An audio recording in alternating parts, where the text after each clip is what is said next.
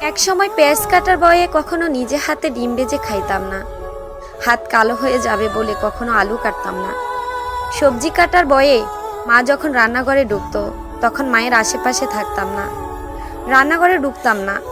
যদি হাত পুড়ে যায় আর পোড়া হাতের দাগ নিয়ে বাজে দেখা যাবে, এ ব্যাপারটা খুব গুরুত্ব দিতাম। খাবার শেষে প্লেটটা টেবিলে রেখে উঠে যেতাম, তবুও মায়ের কোনো অভিযোগ ছিল না। আমার মাটা খুব দুঃখী, সারা জীবন কষ্ট করে গেছে, একা একা খুব কাজ করত।